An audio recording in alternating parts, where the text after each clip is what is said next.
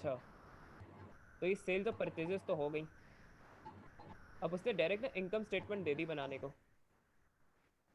अच्छा, और अभी सो फार हमने हर चीज़ कैलकुलेट नहीं की है। तो अब एक काम करो तुम ज़रा, ये रेंट की अमाउंट निकालो इनकम स्टेटमेंट की, और इलेक्ट्रिसिटी की निकालो। सिर्फ ये जो इन्फॉर्मेशन यहाँ दी हुई है ये यूज़ होगी। और इसके अलावा ये पेमेंट भी दी हुई है कि रेंट कितना पे किया, इलेक्ट्रिसिटी कितनी पे की।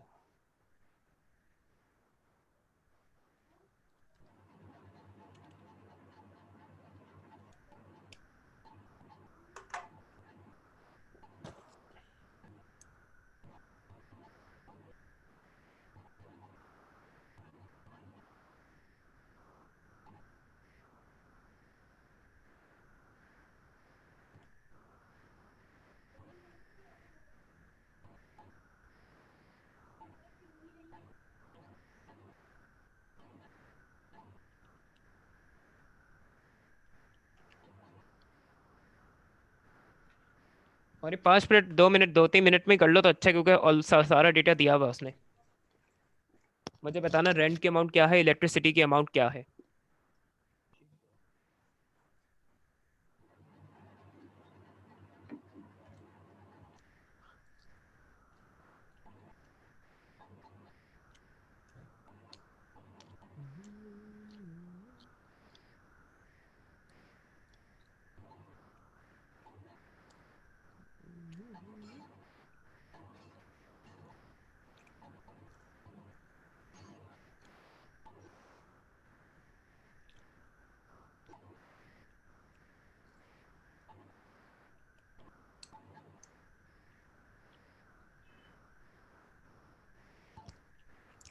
हाँ वली, तुम्हारे लिए भी यही टास्क है। जी सर।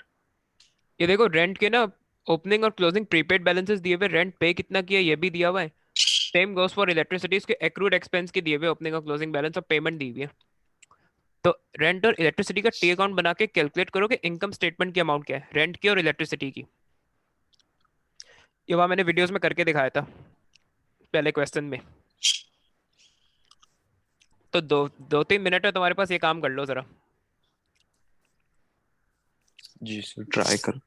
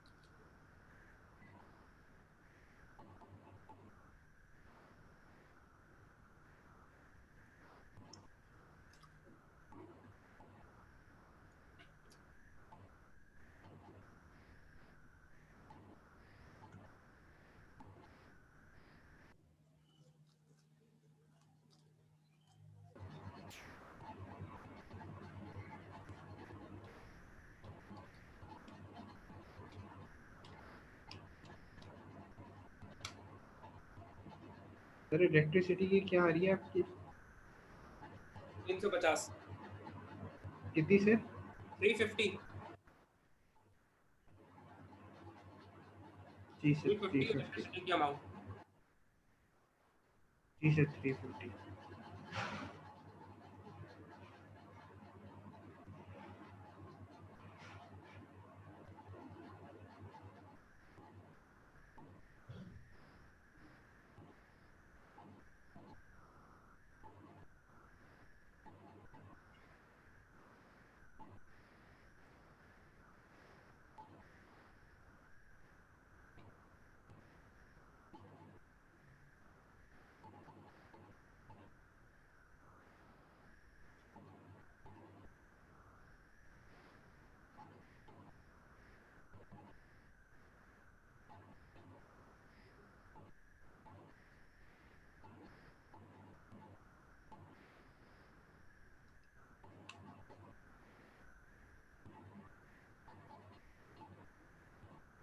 सर उसकी कितनी आ रही है रेंट की? 5,600, 550, 600। जी सर। 56। रेंट की तुम्हारी सेम आ रही है? सर रेंट की मेरी 6,400 आ रही थी। गलती की है ना कहीं ना कहीं। सर वो मैंने दोनों ऐड कर दिए थे, अभी मैं देखा डिफरेंस निकालना था। ये prepaid rent opening balance debit side में आएगा और ये जो 400 है क्रेडिट साइड में आएगा। क्लोजिंग बैलेंस हमेशा अपोजिट साइड में आता है। सर इसमें भी अकाउंट बनाना वैसे ज़रूरी है?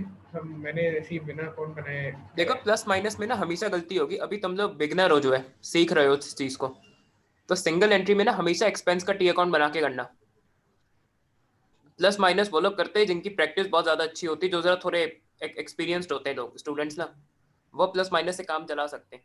एग्जामिनर भी यही रिकमेंड करता है स्टूडेंट्स के लिए कि एग्जाम में आप टी अकाउंट बना के निकाले फिगर, तो उससे चांसेस ज्यादा है कि फिगर सही आएगी। तो प्लस माइनस करने की खुदा के लिए गलती नहीं करना, टी अकाउंट बना के करो उसको। सर आप एक बार समझा देंगे, मुझसे नहीं हो रहा। मैं सिर्फ किसी एक रेंट का या इलेक्ट्रिसिटी का बताऊंगा मैं, क्योंकि मैंने करके दिखाया था वीडियो में, तुमने वीडियो नहीं देखी है, साफ बात है, जब भी तुम्हें कुछ भी नहीं आ रहा। सिर्फ एक करके दिखाता हूँ, उससे समझ लो। जी सर।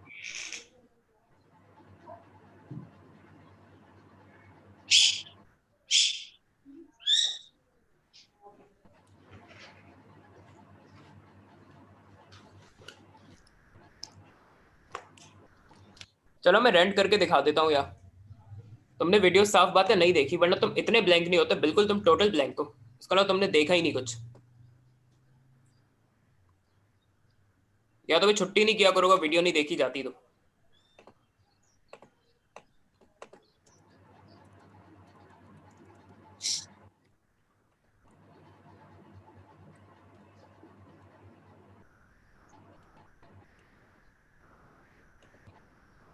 क्योंकि अभी से फिगर निकालनी है तो बिल्कुल रफ बना सकते हो, कोई प्रॉपर फॉर्मेट में बनाने की जरूरत नहीं टी अकाउंट। इसके प्रीपेड एक्सपेंस दिया हुआ है, तो ओपनिंग बैलेंस दिया हुआ है, और ये एसेट होता है प्रीपेड एक्सपेंस, तो डेबिट साइड में आएगा। फिर रेंट मैंने पे कितना किया है वो फिगर दी हुई है इसने, 5,500 की।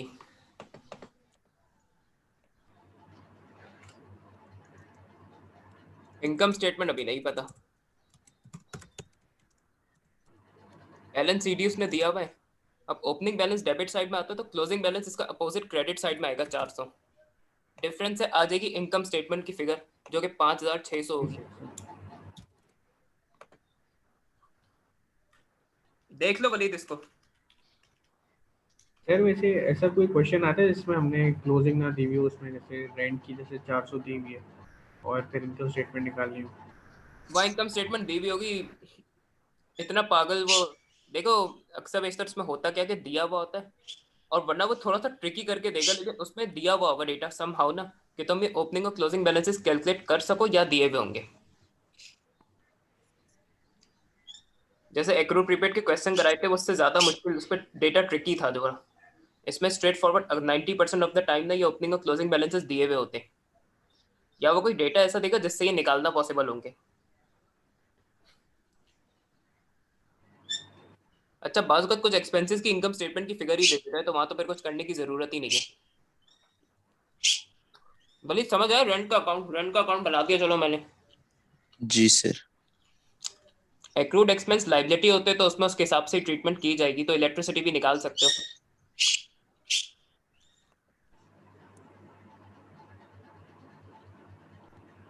सर फिर इलेक्ट्रिसिटी इस हिसाब से 350। हाँ 350 होगी, इलेक्ट्रिसिटी सही है बिल्कुल भली।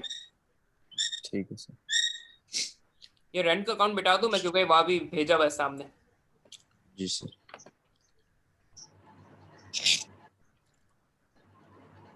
ये भी हो गया, ये भी हो गया, काफी चीजें हो चुकी हैं। अब एक चीज रहती है डेप्रिसिएशन,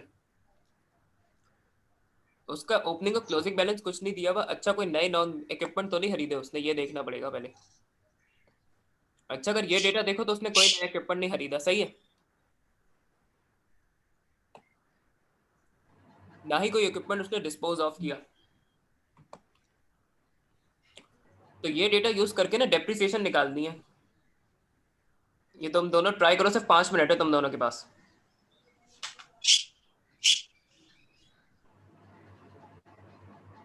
सर 2015 तक निकालनी है। हाँ, हमें 15 की डेप्रिसिएशन चाहिए मुझे।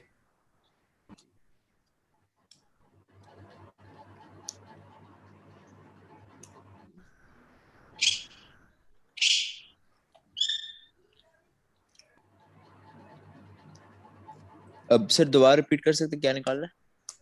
हाँ, इक्विपमेंट पे डेप्रिसिएशन निकाल दो, बस ये इन्फॉर्मेशन यूज करनी है क्योंकि इसके ओपनिंग और क्लोजिंग बैलेंसेस नहीं दिए हुए।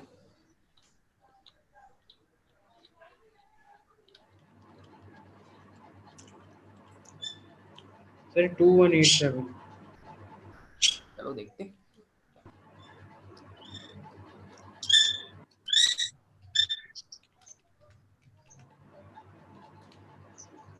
तुम्हारा कितना है सन डेप्रिसिएशन? 2187। 2187? नहीं, गलत है क्या?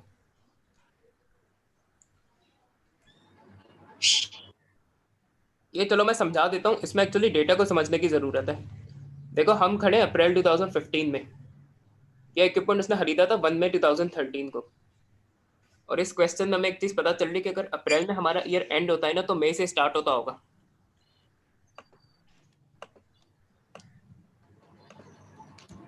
जी सर। तो इस मशीन का जो ईयर 1 है वो अप्रैल मई 2013 से शुरू हुआ है, तो एंड हो रहा होगा अप्रैल 2014 को। इसी तरह इस मशीन का ईयर 2 मई 2014 से स्टार्ट हो रहा होगा, तो अप्रैल 2015 में एंड हो रहा होगा। तो ये जो मशीन हमने 2013 की मई में परचेज की है ना, ये 2 साल यूज करी है अभी तक सो फार हमने। तो जो हमारा ईयर एंड हो रहा है ना, वो सेकंड ईयर है इस मशीन का, तो हमें सेकंड ईयर की डेप्रिसिएशन चाहिए इसकी। तो उस पर करेंगे कि 2700 में पहले तो ईयर 1 की निकाल लो डेप्रिसिएशन। 2700 पे हम 10% लगा देंगे। हाँ, ईयर 1 के लिए तो आसान हो गया, 270 होगी ईयर 1 की। 270 आ जाएगा। जी सर 270। और ये रिड्यूसिंग बैलेंस है, तो ईयर 1 की नेटबुक वैल्यू निकालनी होगी। कितनी होगी? 430। 2430। सर अब इस पे ईयर भी 2 के लिए ना 10% लगाएंगे। 2430 पे डेप्रिसिएशन लगेगी, रिड्यूसिंग बैलेंस का क्वेश्चन है। सर उसी पे ही लगाई है मैंने, तो 2187 आ रहा है। नहीं, 2430 पे 10% लगाओ, 243 आएगा। जी सर 243 हमने माइनस करा। नेटबुक वैल्यू नहीं, डेप्रिसिएशन चाहिए, डेप्रिसिएशन 243 है। चलो तुमने सही किया था, सही हाँ है। सही सही। डेप्रिसिएशन में इंटरेस्ट, अभी बैलेंस शीट नहीं बना रहा मैं, इनकम स्टेटमेंट के लिए सिर्फ डेप्रिसिएशन चाहिए, तो वही 243 होगी। नेटबुक वैल्यू का कोई यूज नहीं है। अच्छा, तुम लोगों से कैलकुलेशन करवा लिए सारी, अभी 6 मिनट हैं, तो इनकम स्टेटमेंट बना लो। ये वाला डेटा यूज होगा, इसको सिर्फ 243 में छोड़ देता हूँ। जो तुम लोगों ने वर्किंग्स की है और कुछ डेटा, ये मैं छोट 100 कर देता हूँ उसको, तुम लोगों को नजर आ जाए सब एक साथ ना।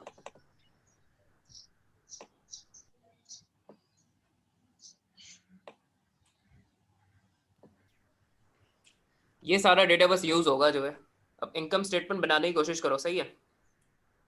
जी सर। 6 मिनट है, बना लो।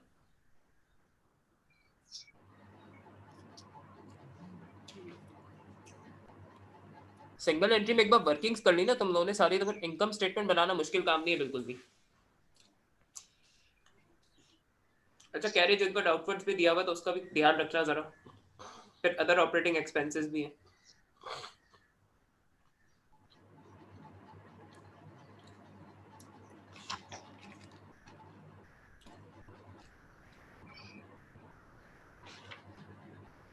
सर हम जो इनकम स्टेटमेंट में वो सेल्स की वैल्यू डालेंगे, वो 95,000 डालेंगे या 92,550 डालेंगे?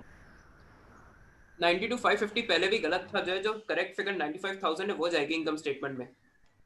सर इसके बाद इसमें से अगर ऐसे सेल्स रिटर्न होता है तो इसमें से सेल्स रिटर्न माइनस होगा अब ना? माइनस होगा, लेकिन इसमें दिया हुआ नहीं है तो मसला नहीं है। जी सर।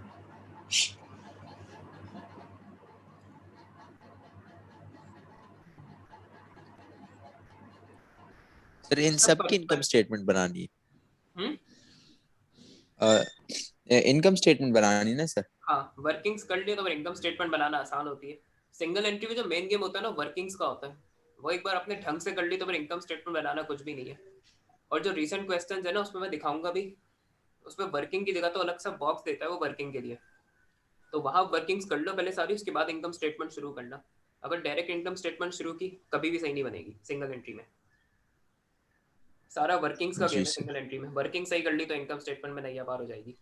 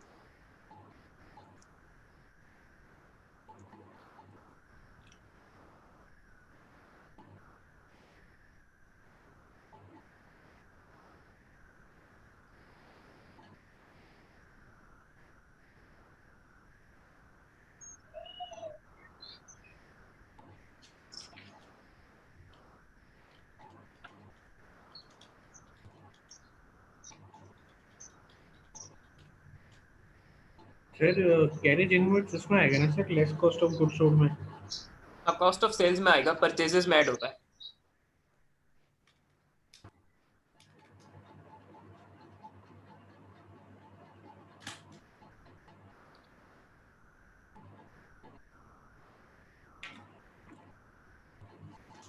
सोल्ड डेटा में ये होता था कि डेटा ज्यादा दिया हुआ होता था, ट्रायल बैलेंस दिया हुआ होता था, तो उस पर इतना काम नहीं करना पड़ता था।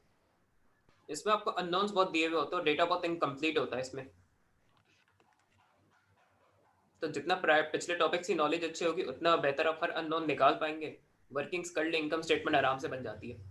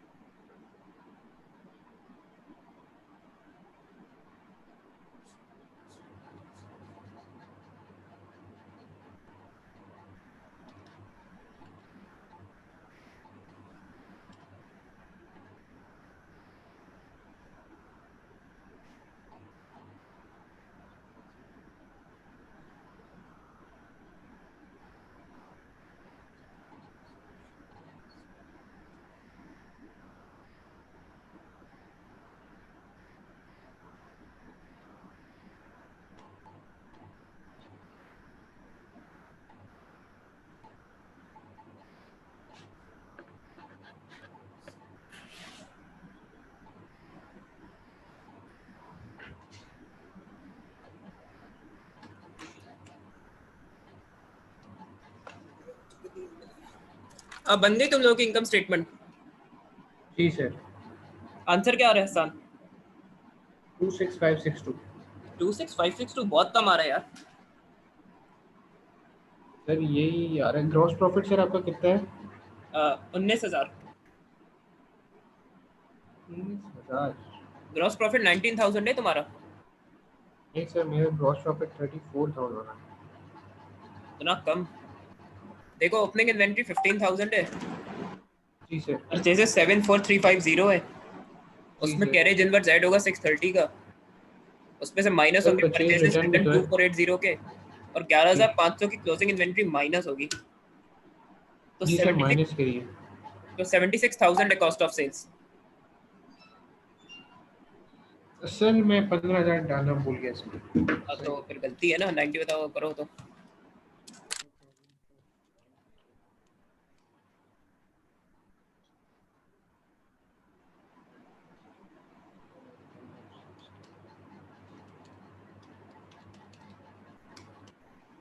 सर 76,000 है ना? हाँ, अब ग्रॉस प्रॉफिट 90,000 आ जाएगा। अब निकाल लो, अब करेक्शन, अपना प्रॉफिट जी निकाल सर, लो। जी सर, अब सही अब सही।